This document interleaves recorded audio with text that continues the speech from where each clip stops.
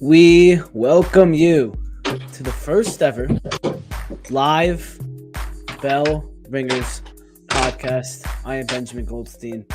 I am joined by Mr. Colin Daly. Colin, it's the first time we're ever doing this. How are we? I am fantastic, Ben, though I'm just not realizing that I did not set up my display name correctly. That's okay. I'll have to get on that for the next episode. Can I change it now, or is that not possible? I don't think that's possible. I can change it for you. What do you just want, Colin? I have the same thing you have. Keep it consistent. All right, here we go. And you are all set up. So here we go. So for those of you not currently live with us, we are live on the Philly Sports YouTube page, the Bell Ringers Twitter, and the Philly Sports Instagram page. If you're watching after, well, make sure you tune in for the next one. But this will also go up, of course, on the Spotify, Apple Podcasts, whatever. So yeah, we have a lot of things to go over today. We haven't podded in a little bit. Episode number 46. Thank you to SeatGeek for sponsoring as always. Colin, Rhys Hoskins, no longer a Philadelphia Philly. Yeah, so as it turns out, Rhys Hoskins is heading to Wisconsin. I'll tell you, he does not seem like a Wisconsin guy to me. What do you think? I don't know if wherever he's getting paid, he's going to play baseball. So I don't know. I don't get Wisconsin vibes from Rhys. He's like a more like down south guy or out in California guy. Yeah, I get San Francisco random, man. The Brew Crew. So Hoskins signs out there at the Brewers. So get the opportunity to play first base this season. I think he's going to have a pretty good year in Milwaukee. I think that after you have, a long-term injury, it's very nice to start off with a clean slate, especially somewhere where you don't play a lot.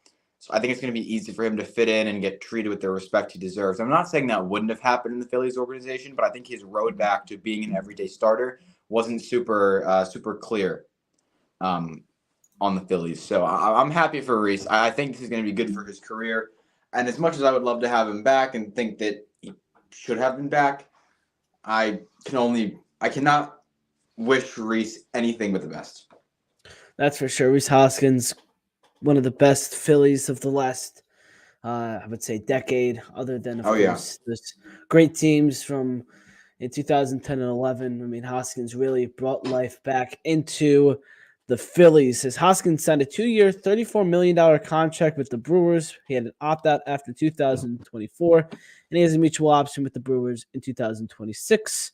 6-year Philly. The video that the Phillies put out was got me a little teared up. I mean, Hoskins really the first good Philly I think either of us watched when he first came up in the 2017 season and utterly dominated. He he's a special player to Philadelphia, and he's a special player to the organization. He was the first sign of hope this team had in a long time.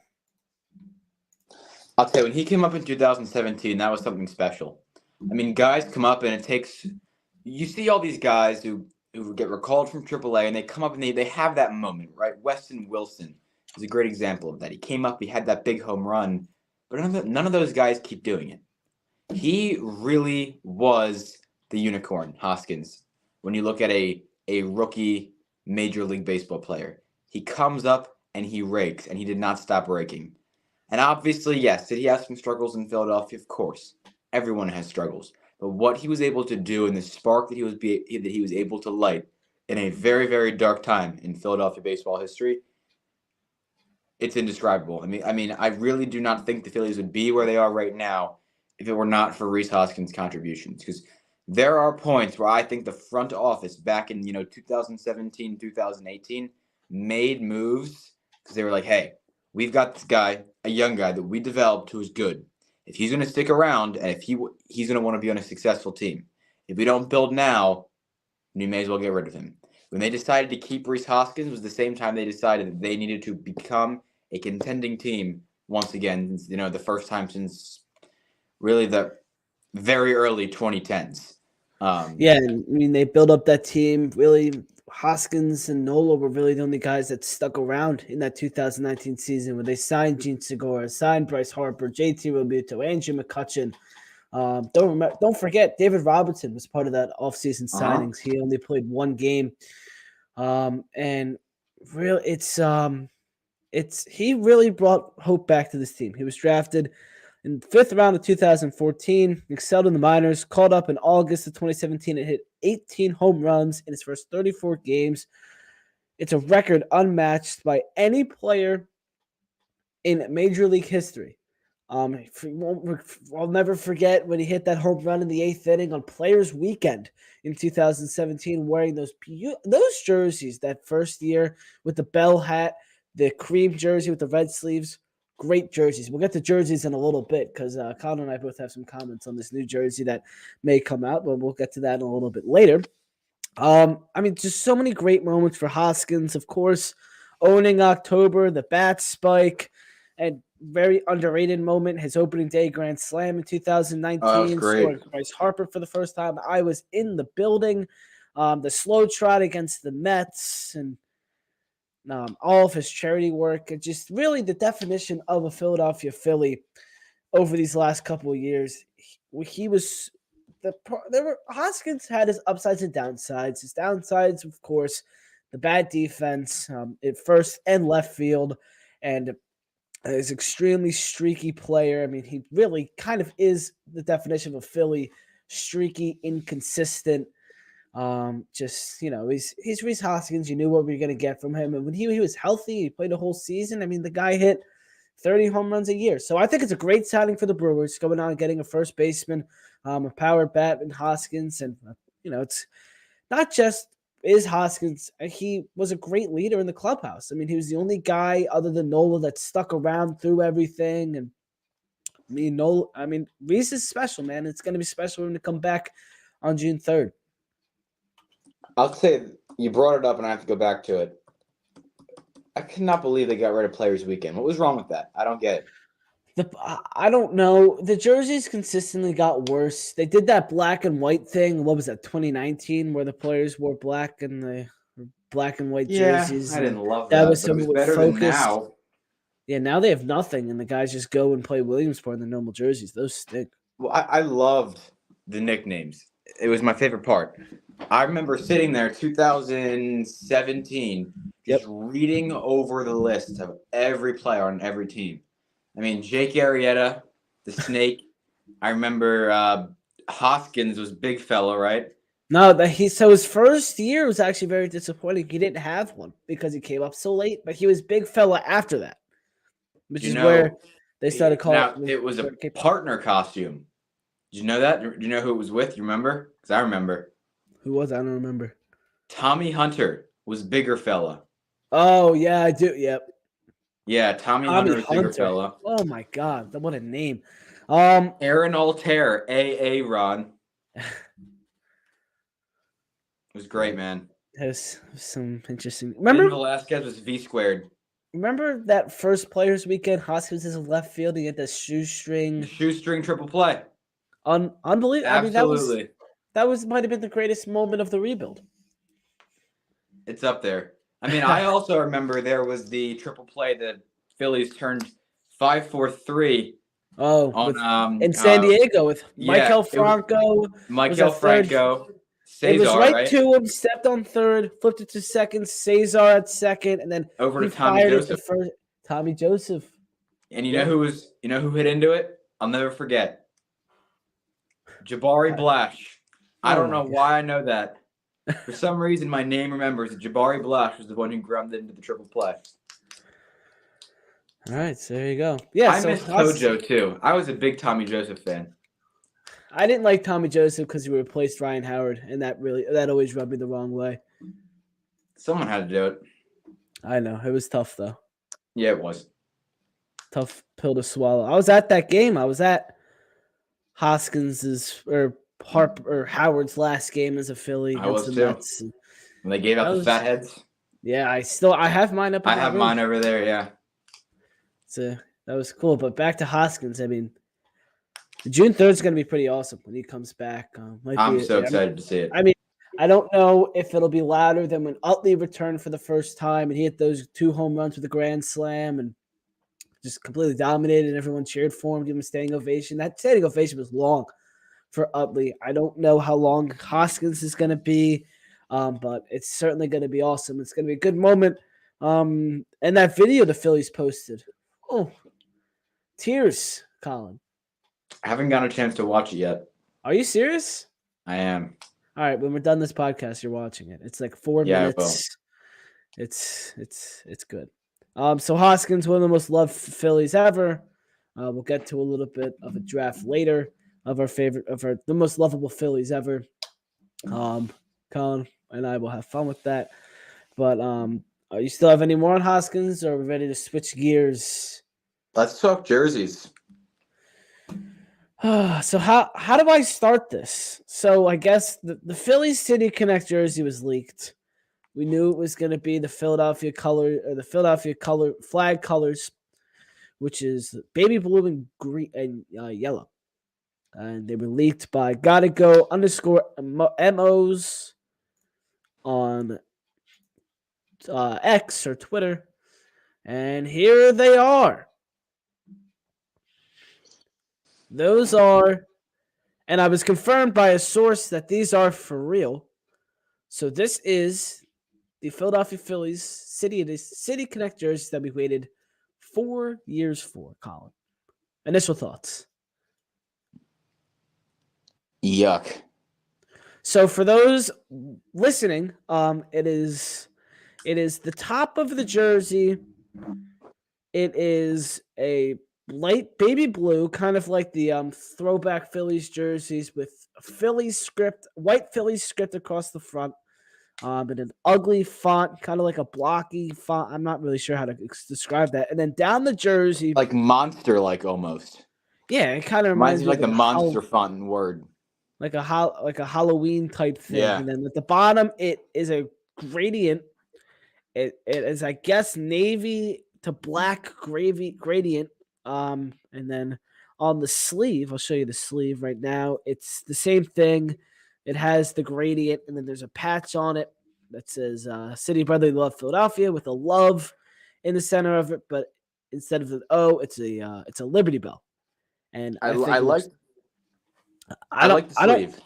I don't love this because the V looks like a U. Yeah, I agree with that. Here's what I'll say. I'm sure that this is what the hat will look like as well, which I would assume so, yeah. I really like the back of the jerseys. I think they're nice. So I'll show you the back.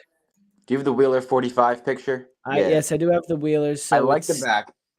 The patch I'm okay with. You make a good point with the V. But I do like the patch. The front, though, it's an atrocity. Yeah, so for those listening over on the podcast apps, it's kind of a standard font Wheeler, kind of just like a blocky font in yellow. And then the color or the number is kind of that monster-y font. It doesn't look terrible with the numbers. It's kind of like wavy looking font, kind of like in the 45 has some sort of wavy to it. And then the MLB logo at the top is the Brewers colors. Here is kind of a picture of what it looks like in the packaging. And then you can see it has the MLB tags, $175 for this jersey. And then there's the genuine merchandise tag with a little bit of a picture of the skyline at the top. So that's the jersey. I said it looks like if the Brewers and Mariners jerseys, City Connect jerseys had a baby, this is probably what it would look like. And I don't love the Mariners or the other people's jerseys. I don't the Hoskins jersey. It's the Mariners, the Mariners and the Brewers. I don't love those jerseys and them connected into this. I think this is the worst jersey in Phillies history, and I also don't know why Nike keeps making these because the more they make, the more they stink. I'm torn on the City Connect jerseys. There are some that I love. I mean, there's a few great ones. The White Sox one is great. I like it the is, yeah. Marlins one. What's the other one that I like? The The Marlins. Washington Nationals. What did the I love the Nationals is my favorite. And they're getting rid of them. The cherry blossoms. I know it's the last year for them. I saw that. It's ridiculous. I'm really frustrated about that. That one was my favorite. I like the Angels. I like the Rockies. I can't remember what the other ones. I'm trying to think. I don't like the Rockies. I still don't understand the Padres one. The Padres one was weird. I don't like this jersey. I think it's very un-Phillies. Like the Phillies are a very standard classic club. Like they've used the same colors forever. They had this script and like these jerseys. Basically, it's like the same things they wore in the 50s with the Whiz Kids, and then they got rid of them and brought them back. Just kind of updated a little bit. Like they've been the same brand forever. And the fact that they are going with a whole new, like I know it's City Connect is supposed to be, but you have to kind of keep with the brand. And the brand of the Phillies is classic. This is a new style jersey. And I don't like it at all. I don't think this fits the Phillies or Philadelphia. It would be a really, really good LA Chargers jersey. I said that this looks like if the Union tried to become a baseball team and it was like a youth union baseball team, this is what the jersey would look like. This is very Philadelphia Union. This is very Philadelphia Union, which is not, but that fits the Union. This does not fit the Phillies. Like, this stinks. Yeah, I agree. I was underwhelmed. I mean, there are a lot of ways you could go with Philadelphia, and this was just not it. Not at all. I wasn't really expecting a whole lot of greatness out of this. But here we are. So we actually have a chat here, which I think I'll look this up right now. Look up the Falcons jerseys or mid-2010s Jaguars helmet. So the Falcons, like the current Falcons, it's the gradient. Yeah, I'll share this. I'll look up mid-2010. What Falcons? Mid-2010. I feel like this will fit it better. Mid-2010 Jaguars helmet. Anthony Espisen or whatever. ESBN, as I like to call him, coming in. Here, yeah. So here, this is what he's talking about. This helmet. Oh, yeah. Because it's the gradient. So it's kind of like a mixed sport thing. But these jerseys stink. I mean, I just want to know what pants they'll wear with them. That's also like, are they going to go with the black pants? Are they going to go with navy pants? Or as someone mentioned, I forget who it was, they're going to go yellow pants. No, they're going to go gray. They can't wear gray at home. Do the rules apply for Oh, yeah, they have to. I mean, because the road team always wears gray. They don't wear any. You either wear white pants or you wear gray pants. Unless you're a City Connected, you can wear whatever color you want. But it has to be like, can't be gray because that's the away team. I mean, I think white would look good. I think white would be the only one that would make it look good. I don't think. Really? I think they go with black because the bottom of the jersey is kind of black, and I think that would look terrible. I hate black baseball pants. And the white. I only like white baseball pants, but I don't think white would look good with this. I don't know why. I think the darker color and then the contrast with the white pants would kind of play off of each other nicely. I think because you use this color on this color. And I think that would look good. It's like wearing a black hoodie with white pants, with like light gray pants. Oh, I could buy into that. And then I'm sure this is what the hat will look like with this logo, which will probably suck. Unless they put the P, unless they put this P on a hat, and that would be atrocious. But there you go. Those are the Philly City Connect jerseys. A source from Nike confirms. Do we have to keep talking about these because these stink? No reason. They're awful. If I can look at the hat and the back, I'll be happy. Or I guess the patch, the hat, whatever. But I do not like the front. The front really ruins it. I won't lie. Well, I mean, the front is what you're really going to be looking at. But as long as they don't wear them in the playoffs, I don't care. One thing about these jerseys is they are now going to have to ditch another jersey, the red ones. I'm not a huge red jersey fan because the Phillies always lose in them. I do own one. But what are your thoughts on the red jerseys being gone? I like the fact that they kind of just were like a good switch up, something new at the end of a road trip. Yeah, but the getaway I'm not game. going to lose. I'm not going to lose sleep over the red jerseys being nixed. So I don't know. I mean, to tell you the truth, I'm not a huge jersey guy in general. I don't even think I own a Phillies jersey right now. But are you going to buy this new City Connect one? I will not. No. The thing with me is that like a jersey costs $130. This is $175. $40, and the shirt is more comfortable to wear. To me, it's an easy decision. All right. We're ready to move on to. I am. I have a lot of jerseys. My first jersey was a Michael Franco jersey. Wow. Yeah. I still have a. Actually, I bet you this will fit me. This is actually really fun. You have to look at this. I have it hanging right here too. All right, Colin is putting on a jersey. It's going to be small. Oh, wait, but while he's doing that, Colin, I'm going to mute your mic while you put that on. And I'm going to talk to you about SeatGeek, who is the sponsor of this podcast. SeatGeek is ticketing app that makes it so easy to buy your tickets. All you got to do is download the SeatGeek app, select your tickets, and use code Philly Sports Report and save $20 off your first SeatGeek purchase. NBA and NHL season is hot in the streets. Baseball. Phillies report for spring training soon. We're going to talk about what the Phillies still need to do coming up here in the next few minutes.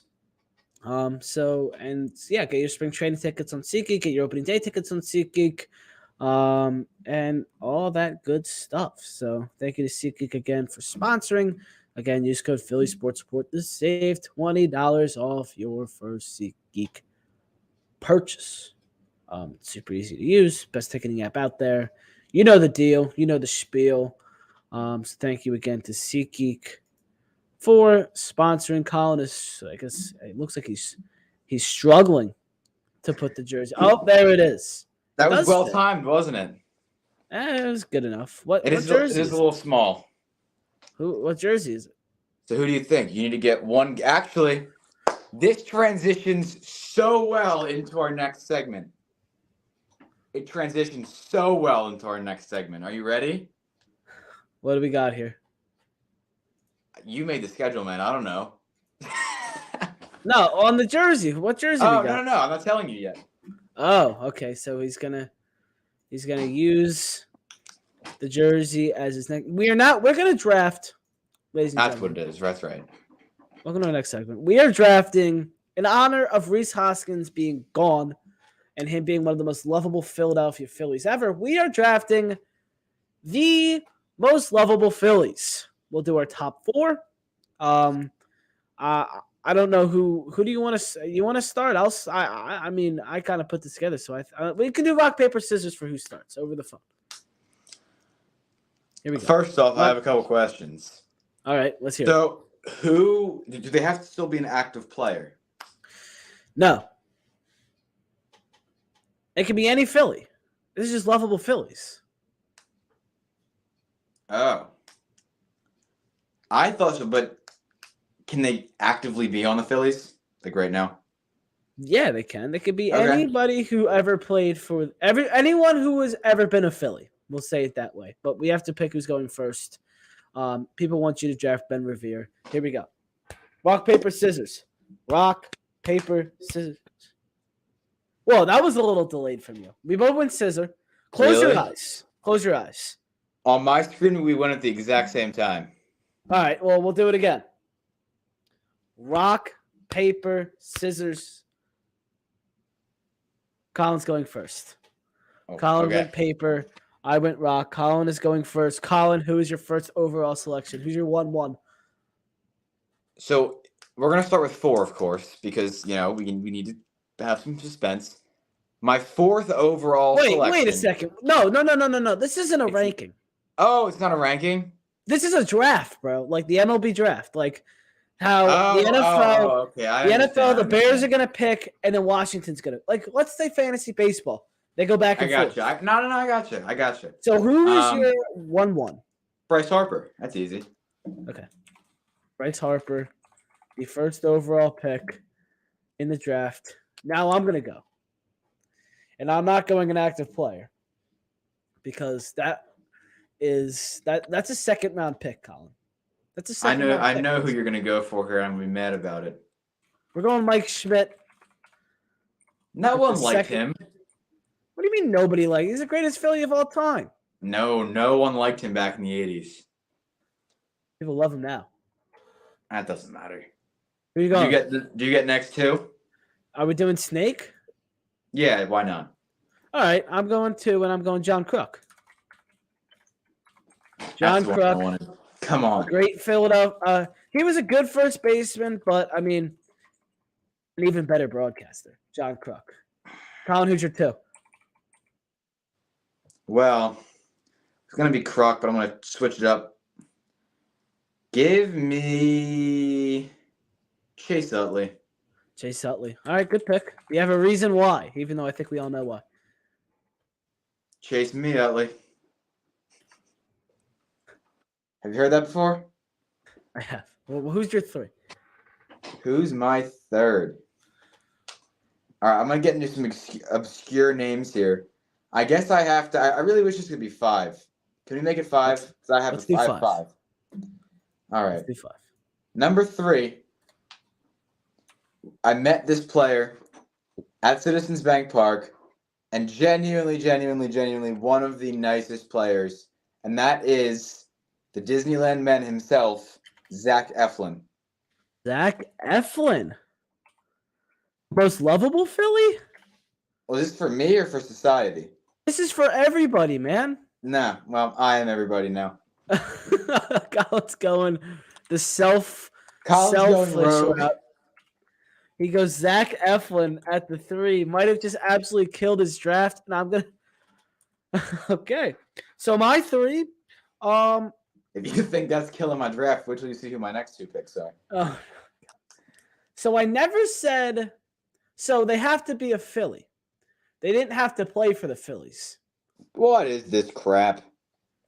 I never said they had to play. I just said they had to be a Philly. So I'm going with the most winningest manager in Phillies history, Charlie Manuel. That means it's my turn to go Pete McCannon. Jesus Christ. Hey, it could be Joey G, so I wouldn't be complaining. All right. Or Krappler.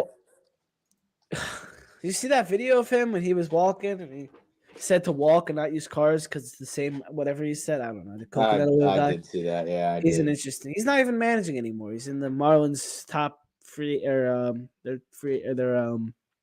something with some statistical something with the Marlins. I think he works with the GM. Yeah, that's his special assistant. He's not he's a nobody now. My 4 because I just did Manuel.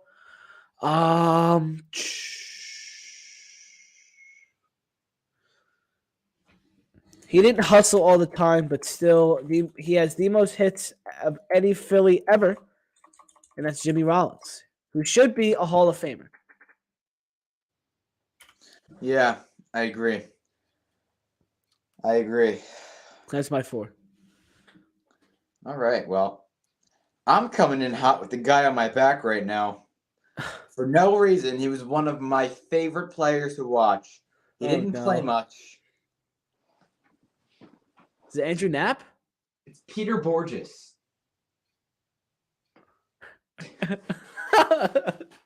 Yes, I have a Peter Borges jersey. Timeout, because I'm not writing Peter Borges down.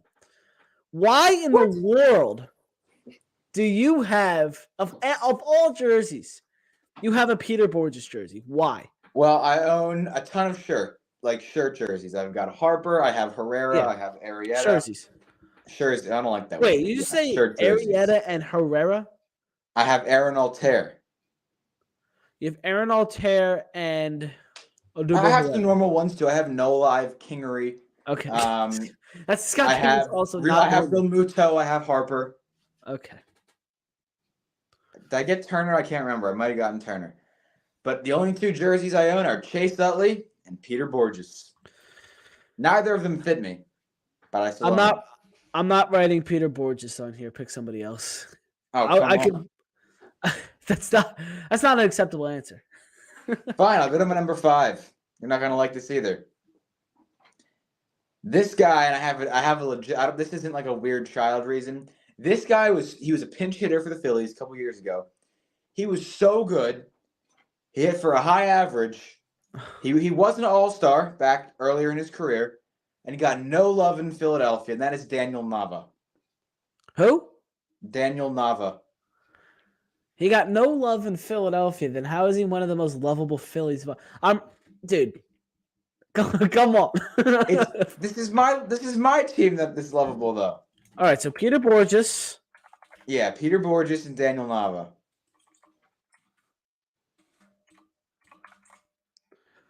All right, what position was Daniel Nava? He was a left fielder. Daniel Nava? He dabbled at first base too. Is this how you spell Nava? Yeah. I think you might have gotten Borges wrong though. I don't know. Yeah, that's how it is. All right. No I. Can't believe we're out here. Just I don't know. You tell me. He's on my back. No, it's just JOS. Good. All right, my 5. I already won this draft. I was scared with your top 2, and then you just completely went downhill. I still am going to say that they never had to play for the Phillies. They had to be a Philly. And I don't know if I'm just going to throw this one out there. I don't know if you're going to love it. But here's my number 5. The most beloved mascot in sports. And the greatest Philadelphia Philly of all time. The one constant, him and Dan Baker, the Philly fanatic. I mean, he should have been number 1, and we got him at the last pick. Are we allowing this? Would you like me to amend one of my choices? Because I have a name that I think is slightly more acceptable. Okay, who? No. No, I gotta support Peter. He's on my back. Please, no. We're going Daniel. Though, shout out to Daniel though. He was great and he got no love. We're gonna go with Larry Boa. All right, there you go. Larry Boa, also one of the constants of Phillies baseball since the 70s. He's still involved somehow with the organization. So there's your draft. Colin went first. He went Bryce Harper, Chase Utley, Zach Eflin, Peter Borges, and Larry Boa. And then I had the second overall pick, and I went Mike Schmidt, John Kruk, Charlie Manuel, Jimmy Rollins, and the Philly Fanatic. So you can decide who won that draft. I'll let that. For me, the choice is clear. I'll let that go with whoever you want. All right. Let's talk about, for the final few minutes of this podcast, we need to talk about what in the heck are the Phillies doing? Spring training, pitchers and catchers report in 13 days. Oh, my gosh. 13 days until we're back. And Dave Dombrowski and the Phillies have only re-signed Aaron Nola. And they signed, what's his face? Kellen, what's his name? That one pitcher? Oh, man, on the Braves. That's rough. I don't remember. Hold on. Oh, this is embarrassing. We should know this. Hold on. I have it in the text. It's Colby Allard. Oh, yeah, Allard. Colby Allard. He got a minor major deal. He seems like one of those Caleb Cotham experiments. 100%. See if he can, I guess, fix him. Yep. That's 100% what this is. But I really don't know what I can really say about Colby Allard because he was a good prospect, but never really lived up to anything. So, with a couple of days left to go, there not being many relievers left. Colin, I don't know what's going on. Who should the Phillies sign? What should happen? I was really hoping they were going to go after Hector Neris, and they did not. There are some interesting names that are still out there. I will not lie. Yeah, so the Phillies are interested. The Phillies are definitely. I know they were talking with Phil Maton, brother of the great Nick Maton. Then there was another dude, I forget his name, but really not exciting. There's nothing really exciting going on with the Phillies at the moment. The jerseys, the team, the free agent signing, like what can the Phillies, what can they do to ascend for what in the heck is going on right now, Colin? Man, I don't know. I'll tell you, I will always pound the idea of getting more bullpen help. And I know there are people who are saying you don't want to sign players or trade for players that are going to replace people in your bullpen that are, that might be better than the player that you're actually acquiring. But I cannot get behind that. People have tried to convince me, and I can't budge. Having bullpen depth is the most valuable thing in an organization. It is so easy to lose a perfectly winnable game because of a lackluster bullpen. And while it may not be something that wins you games, obviously offense is what's going to win you the game, right? You need runs. It's a very, very easy way to lose a game that I think should be avoided. I mean, relief pitchers are not overly expensive. Don't get me wrong. Josh Hader made more money in one day by signing one contract than I will ever make in my lifetime. And I know that for a complete and utter fact. But it wasn't a number that I was blown away by. Like when I saw, who was it? Was it Giolito who signed the big contract this offseason? That I was shocked by. The starting pitchers I've been shocked by. But I was not overly shocked by that number that I saw from Mr. Hader. Hector Neris, who had a ridiculous season last year. The dude only got $9 million. Like how did the Phillies not jump in on that? If we gave him 15, I would have been fine. Like I seriously, if we gave him 15 like that, what he did last season was the productivity of a $15 million relief pitcher. And a lot of people really good. A lot of people are gonna say that Neris wasn't good here. He was good when the Phillies put him in the position as Andy Reid would say, in a position to win. All of the weight was on his shoulders in that era of being in the Phillies bullpen. In Houston, not all the weight was on his shoulders. If he came back to Philadelphia, not all of the weight would be there this time around. And another thing, he's not a closer. No. That was displayed in 2021, where he went out there, middle relief pitcher, late setup guy, and was pretty much dominant. Trying to get when the Phillies were in their little run trying to get to the postseason until they got swept by the Braves. I mean, I don't agree with the argument that the Phillies should not have gotten Neris because he's bad here. He's a good pitcher now. He was good here when they was put in a good position, and the Phillies missed the big one.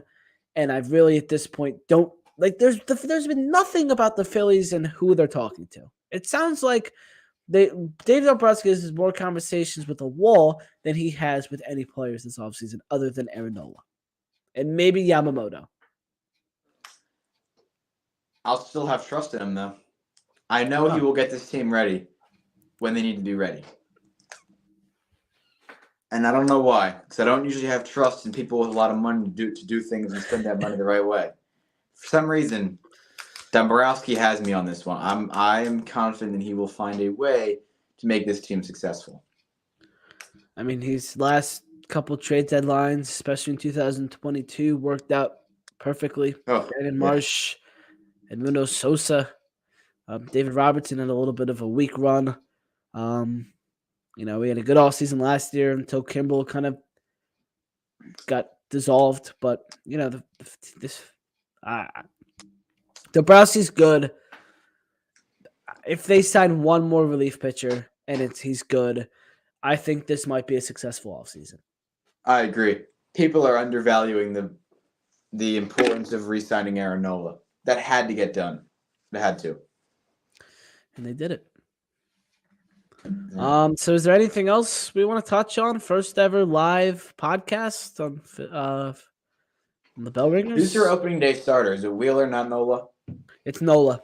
Nola's been the starter forever. An opening day starter for what? This will be his 7th year straight or something.